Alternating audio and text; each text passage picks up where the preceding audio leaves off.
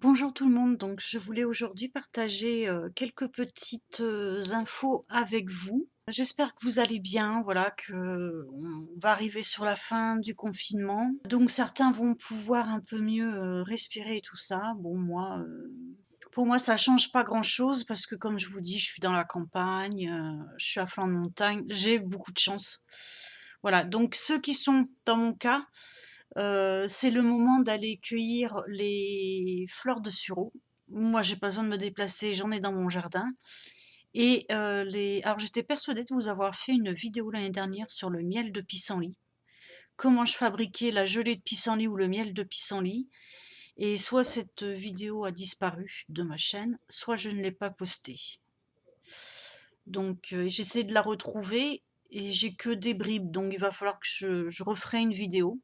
Demain, je vais aller en chercher dans mon jardin. Voilà.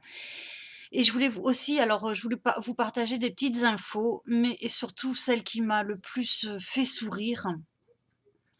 Ça va être la première, donc bien sûr vous aurez tous les liens en barre d'infos et c'est, une étude, de l'université de Chicago qui aurait prouvé que les gens qui parlent alors, l'article c'est à leur chat, mais bon, je pense que les animaux, en règle générale, ça fonctionne tout aussi bien, hein, que ce soit un chien ou un chat ou autre chose.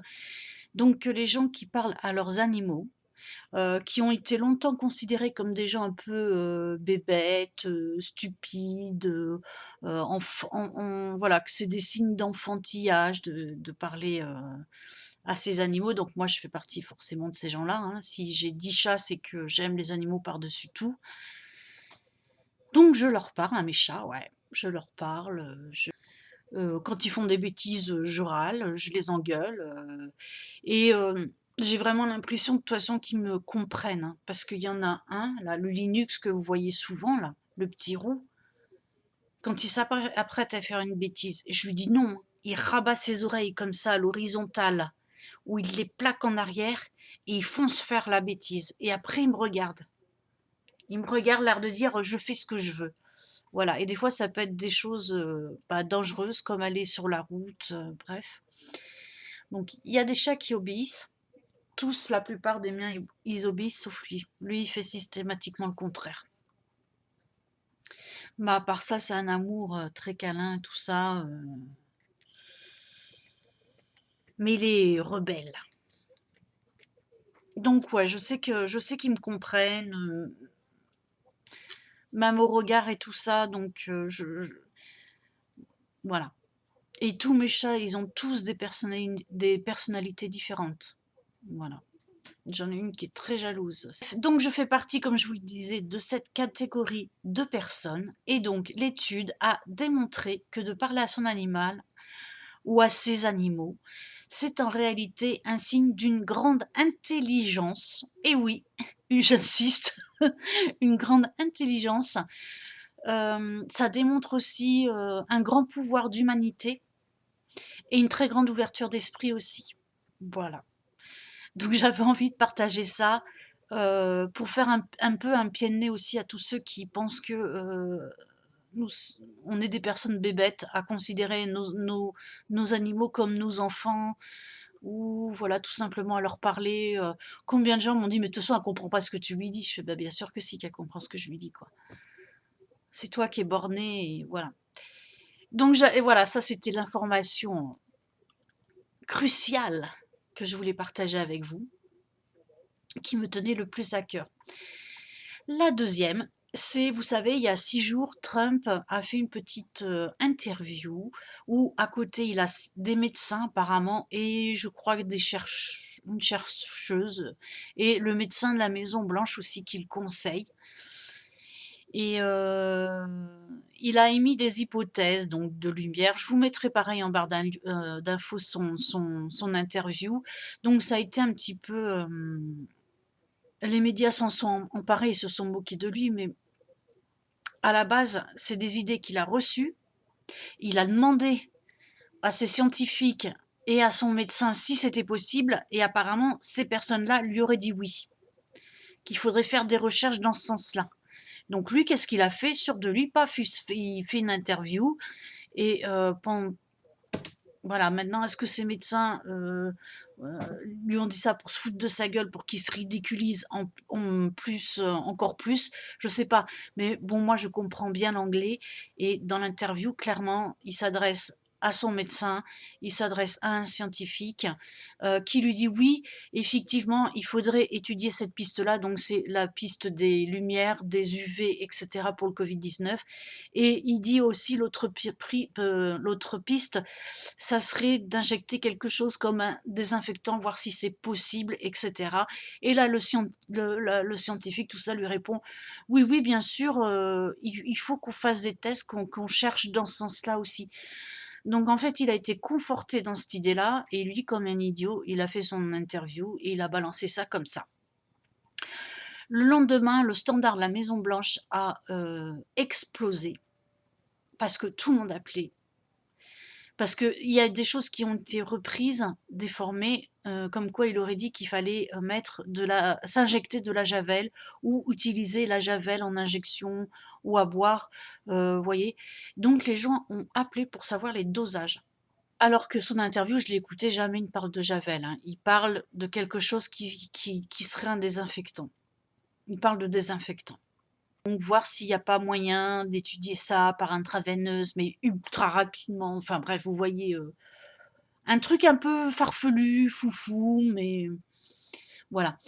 Et donc suite à ça, bien sûr, des médecins lui ont écrit en lui disant qu'il fallait surtout pas faire ça, utiliser de javel. Et en fait, toute l'histoire de la javel, elle est venue, d'un gourou d'une secte. Vous savez que, aux États-Unis, les sectes sont légales et cette secte-là, c'est Genesis 2.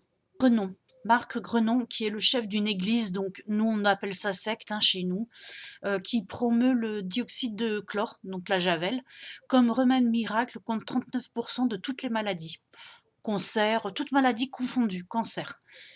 Euh, et donc il aurait écrit au président américain, quelques jours avant que lui propose cette idée-là, pour utiliser la javel contre le Covid-19. Et il y aurait aussi une trentaine de ses partisans, il aurait demandé à une trentaine de ses partisans aussi d'écrire à la Maison Blanche. Voilà. Voilà d'où vient le truc sur les injections de javel. Donc lui, en fait, il prescrirait de diluer dans de l'eau pure. Il y a une autre info aussi qui circule comme quoi, voilà, que Kim Jong-un serait mort parce qu'en fait on le voit pas sortir de chez lui, mais à mon avis, parano comme il est bien en vie et il veut pas mettre le nez dehors. Donc il y a une polémique à ce sujet-là et le plus grave justement pourquoi il y a cette polémique-là, c'est que, ça serait sa sœur qui, si jamais il lui est arrivé quelque chose, prendrait la relève et sa sœur serait bien, bien, bien pire que lui. Voilà, elle serait extrêmement, sanguinaire, voilà. Bon bah écoutez, sur ce, j'ai fini de partager mes petites infos, de la semaine. C'est les plus percutantes, après il y en a tellement. Voilà, la première étant, sur ceux qui parlent comme moi à leurs animaux et la plus importante à mes yeux. Si vous vous ennuyez, pensez à aller ramasser, les pissenlits. Je vais faire une vidéo demain peut-être là-dessus. Je vais refaire ma vidéo. Voilà, pour faire du miel, du pissenlit, vous pouvez faire du vin. Je vous mettrai aussi en barre d'infos les 2 recettes que j'ai, avec les fleurs de sureau. Franchement, le champagne des fées, là, ou la limonade que l'on fait avec le sureau, elle est trop bonne. J'en fais tous les ans et elle est bonne en plus pour la santé et elle est très désaltérante. Voilà, c'est léger. Il vous faudra des fleurs de sureau, je vous le dis tout de suite, du sucre, du citron et de l'eau. Voilà. Et après, soit des bocaux hermétiques, de façon à ce que ça fermente et que ça fasse les petites bulles, soit moi j'avais acheté une petite fontaine aussi pareil qui ferme de façon hermétique, avec un petit robinet là. Voilà, je la fais là-dedans, après je la laisse au frigo et je me sers un verre comme ça, j'ouvre le robinet et je me sers un verre au fur et à mesure. Elle pétille légèrement, plus vous allez la fermenter, plus elle va bien pétiller.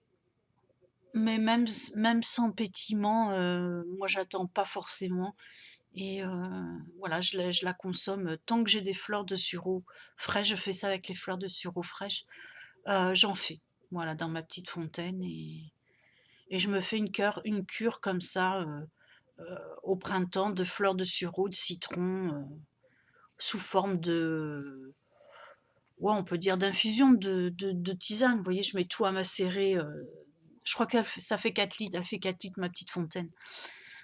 Voilà. Bon, bah, sur ce, je vous embrasse et je vous dis à très bientôt. Tu dis au revoir Simbad, au revoir. Il pleut, hein, il pleut, il pleut, il pleut, il pleut, il pleut, il pleut. Lui, il me tient toujours la main. Là, il me retient pour pas que j'enlève ma main. Ah, rends-moi ma main. Allez, bisous, à très bientôt.